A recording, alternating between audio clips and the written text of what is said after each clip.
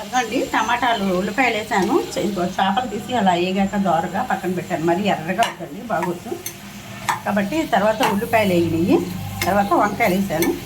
వంకాయలు కొంచెం ఉప్పు వేసాను కాబట్టి ఒక 10 నిమిషాలు మగ్గనిద్దాము. చాలా బాగుంటుందండి బాపట్ల వంకాయ. మనకి మన నీటి కూరలో మటన్లో కానీ ఉప్పు చేపల పులుసుల్లో కానీ మళ్ళీ ఆ టేస్ట్ ఇటు సైడ్ వంకాయలకు ఉండదు ఎందుకనో మరి.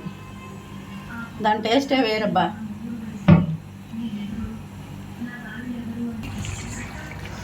హలో అండి, అదిగోండి వంకాయ వేసేసాను. కారం ఉప్పు అన్నీ వేసేసాను. ఉప్పు చేప వంకాయ టమాటా కర్రీ. చూడండి ఉప్పు చేప ఎలా ఉందో. అసలు సూపర్గా ఉంటుందండి బాపట్ల వంకాయ.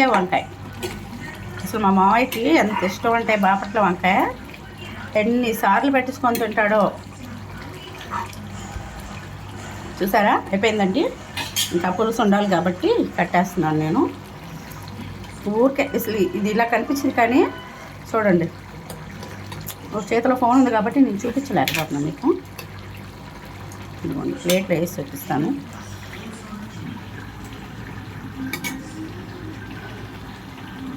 అది చూడండి కాగుతుందండి అసలు.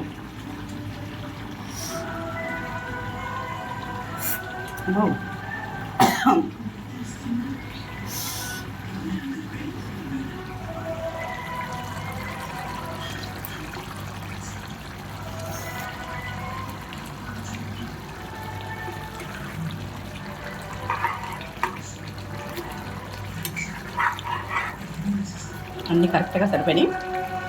నైట్ కాబట్టి కొంచెం పులుపు తక్కువ వేసాను, టమాటాలు వేసాను కాబట్టి. ఓకే అండి, ఉప్పు చేప టమాటా వంకాయ కర్రీ సూపర్గా ఉంటుంది. ట్రై చేసి చూడండి. మీరు కూడా తిన్నారంటే అసలుకి వదిలిపెట్టను.